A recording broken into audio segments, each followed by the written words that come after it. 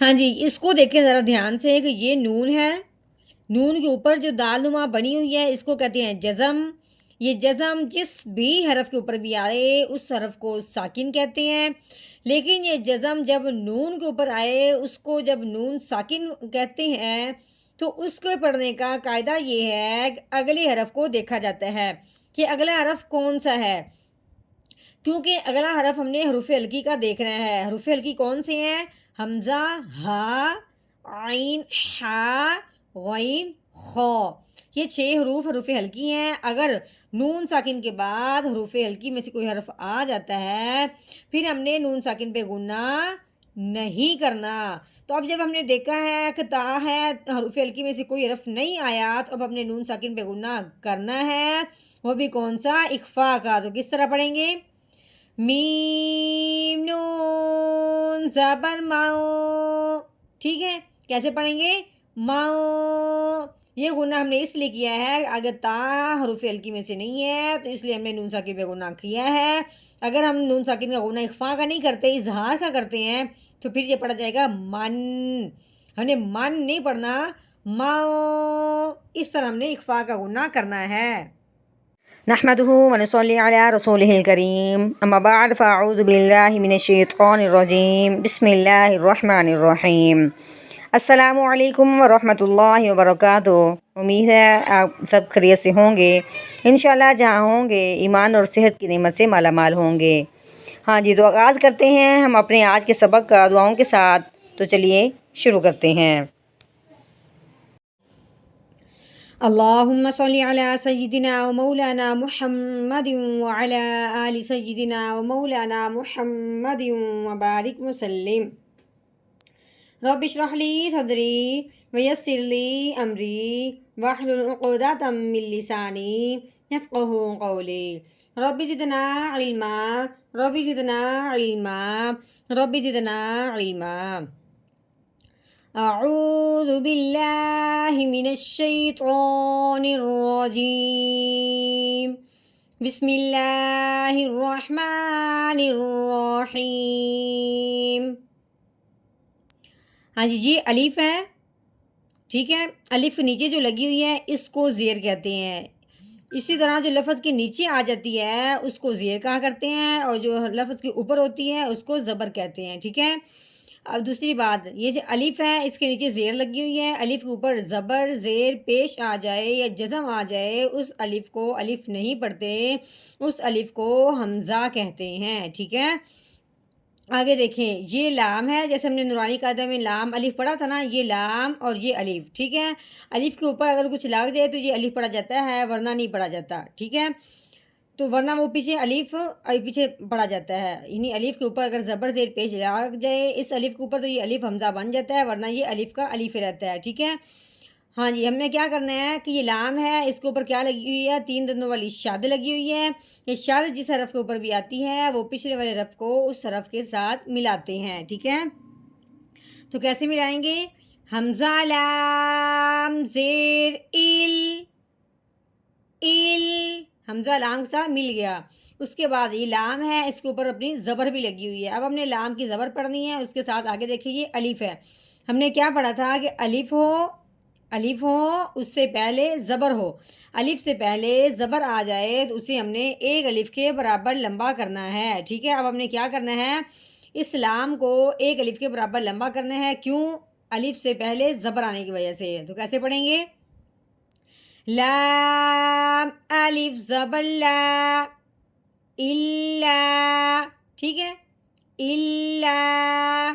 آگے دیکھو، یہ میم ہے، میم کے اوپر کیا لگی ہوئی ہے؟ زبر، ٹھیک ہے؟ جو لفظ کے اوپر ہو اس کو زبر کہتے ہیں، جو لفظ کے نیچے ہو اس کو زیر کہتے ہیں۔ اب یہ میم کے اوپر لگی ہوئی ہے اس کو کہیں گے زبر۔ آگے دیکھیں، یہ نون ہے، نون کے اوپر یہ جو دال نما بنی ہوئی ہے نا اس کو کہتے ہیں جزم۔ یہ جزم جس حرف کے اوپر بھی آتی ہے اس حرف کو ساکن کرتے ہیں۔ ساکن کا مطلب یہ ہے کہ اس کے اوپر کوئی زبر زیر پیش ہوتی نہیں ہے اور وہ پچھلے والے کو اپنے ساتھ ملا دیتا ہے، ٹھیک ہے؟ اب یہ نون ساکن ہے، جزم کس کے اوپر آئی ہے؟ نون کے اوپر، تو اب یہ ہو گیا نون ساکن۔ تو اب کیا کرنا ہے کہ پچھلے والے کو اس میم کو اس نون کے ساتھ ملانا ہے جس کے اوپر جزم لگی ہوئی ہے۔ دوسری بات، جب ہو نون ساکن، اب یہ جزم جس حرف کے اوپر بھی آئے گی اس کو ہم نے ساکن کہنا ہے، لیکن یہ جزم اب آئی ہے نون کے اوپر، جب ہو نون ساکن تو پھر ہم نے اس کو پڑھنے سے پہلے اگلے حرف کو دیکھنا ہے۔ کیوں؟ نون ساکن کے بعد اگلا حرف اگر حروف ہلکی میں سے کوئی حرف آ جاتا ہے تو پھر نون ساکن پہ گناہ نہیں کرتے، ٹھیک ہے؟ غنہ بھی بتاتی ہوں کیسے کرنا ہے۔ تو آگے لیکن نون ساکن کے بعد آگے حروف ہلکی میں سے کوئی حرف نہیں آیا، لیکن آگے تا ہے، تا حروف ہلکی میں سے نہیں ہے، تو نون ساکن پہ گناہ کریں گے، وہ بھی کون سا؟ اخفا کا۔ تو کیسے پڑھیں گے؟ میم نون زبر ماؤ، کیسے؟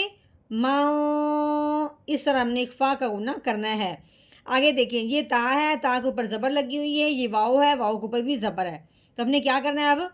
تا زبر تا، واؤ کے اوپر زبر ہے، آگے یہ لام ہے، لام کے اوپر 3 دندوں والی شاد لگی ہوئی ہے۔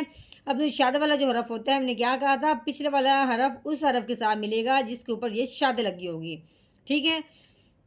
واو لام زبر ول، تا ول، ٹھیک ہے؟ ہم نے کیا کیا؟ واؤ کو لام کے ساتھ ملا دیا، تو کیسے پڑھا؟ تا ول، یہ لام ہے، لام کے اوپر لگی ہوئی نا جو سیدھی ہو اس کو کھڑی زبر کہتے ہیں، جو اس طرح کی ٹیڑھی ہو نا اس طرح وہ زبر ہوتی ہے، اور یہ تھوڑی سیدھی ہے، اس کو کہتے ہیں کھڑی زبر، ٹھیک ہے؟ تو کھڑی زبر جو ہو یا لفظ کے نیچے آ جائے تو وہ کھڑی زیر ہو جاتی ہے، اس کو ہم نے کیا کرنا ہے؟ ایک الف کے برابر لمبا کرنا ہے۔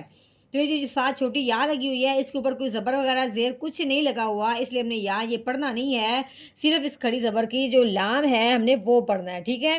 تو کیسے پڑھیں گے؟ لام کھڑی زبر لا، کیسے؟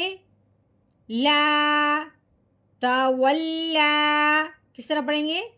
تولا، ہاں جی، یہ واؤ ہے، واؤ کے اوپر کیا لگی ہوئی ہے؟ زبر، واؤ کو ہونٹوں کی گولائی سے ادا کرنا ہے ہم نے، ٹھیک ہے؟ واؤ زبر وا، آگے دیکھیں یہ کاف ہے، کاف کی علامت یہ ہے کہ وہ اس کا سرا ٹیڑھا ہوتا ہے، سیدھا نہیں ہوتا، ٹھیک ہے؟